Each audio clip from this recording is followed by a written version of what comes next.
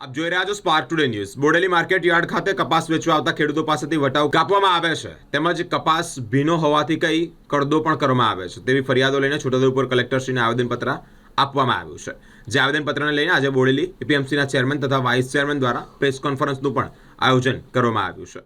આજરોજ તારીખ 30/12/2025 રોજ અમે બોડેલી બજાર સમિતિમાં આવ્યા છે। ચેરમેન સાહેબ વાઇસ ચેરમેન સાહેબને મળ્યા છે। અમને ચેરમેન સાહેબે આજ એક આશ્વાસન આપ્યું છે કે તમારી વટાવ પ્રથા એ બંધ આજથી બધે વેપારીઓ જોડે અમે ચર્ચા કરી છે અને બંધ કરવામાં આવી છે એવું અમને આશ્વાસન મળ્યું છે અને અમે એનાથી સંતોષ છીએ। એટલે રાઠવા ગુલાબસિંહભાઈ મનસિંહભાઈ, ગામ સિહાદા, કવાંટ। બધા મિત્રોને નમસ્કાર।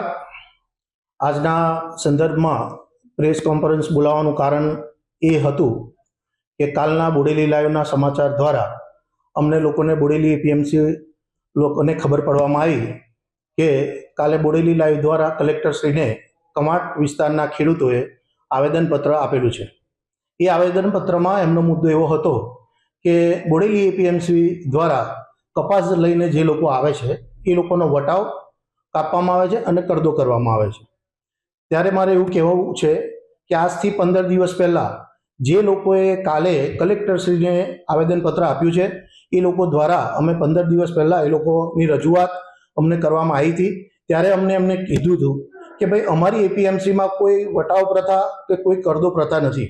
ગુજરાત સરકારની ગાઈડલાઈન પ્રમાણે જ્યારે સિઝન શરૂ થવાની હતી એ પહેલાં અમે બોર્ડ ઓફ ડિરેક્ટરોની મિટિંગ બોલાવી, તમામ વેપારીઓ, જીનર્સો બધાને બોલાવીને આ મિટિંગ કરેલી હતી।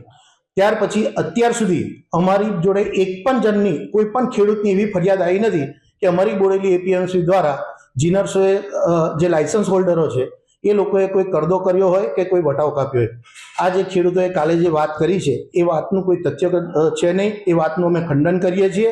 અને હજુ પણ જ્યારે એ લોકો આવ્યા હતા ત્યારે અમે લોકોએ એમને સામેથી કીધું હતું કે તમે જ્યારે પણ અમારા યાર્ડમાં કપાસ લઈને આવો અને કોઈ પણ જગ્યાએ આવો કડદો થતો હોય, વટાવ કપાતો હોય તો તમે અમને લેખિતમાં જાણ કરો। કોઈ પણ અત્યાર સુધી લેખિતમાં જાણ થયેલી નથી અને અમે વારંવાર દરેક ખેડૂતોને કહીએ છીએ। અમે દરેક જીન આગળ, દરેક અમારી એપીએમસી આગળ ગુજરાત સરકારે જે નિયમ પરિપત્ર બહાર પાડેલો છે ખેડૂતો માટેનો એ તમામ પરિપત્રો અમે જાહેરમાં મૂકેલા છે અને અત્યાર સુધી એવી કોઈ પણ ફરિયાદ અમારા સુધી આવી નથી। આ એક રાજકીય સ્ટન્ટ અમારી ગણતરીએ લાગે છે। જેને પણ કંઈ તકલીફ હોય અને એવા પુરાવા હોય તો અમારી જોડે લઈને આવો, અમે એનો ન્યાયિક જવાબ આપીશું અને 100% અમે જવાબ આપવા બંધાયેલા છે। પણ મારે બે હાથ જોડીને બધા ખેડૂતોને અપીલ કરવી છે કે તમે લોકો ડાયરેક્ટ આ રીતે આક્ષેપો ના કરો।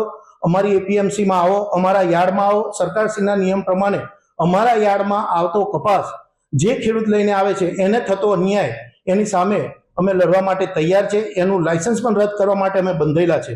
પણ જો તમે ડાયરેક્ટ જીનર્સ જોડે કે દલાલ જોડે જશો અને તમે એની પાસે ઓછા ભાવમાં કપાસ આપશો એ જવાબદારી તમારી પોતાની રહેશે, એ અમારી જવાબદારી રહેતી નથી।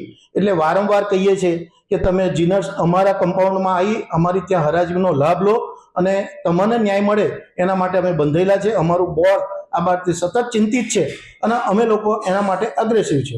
બીજી, ગુજરાત સરકાર, કેન્દ્ર સરકાર દ્વારા જે સીસીઆઈના ટેકાના ભાવ જે નક્કી કરેલા છે એ પ્રમાણે પણ તમે કપાસ લઈને આવો। એના નિયમો છે કે કેટલું મોઇસ્ચરાઇઝ હોય તો એનો ભાવ શું છે એ પણ તમે જાણો। અમે બોર્ડ મારેલું છે જેથી કરીને સીસીઆઈની બી ખરીદી ફૂલ જોશમાં ચાલુ છે।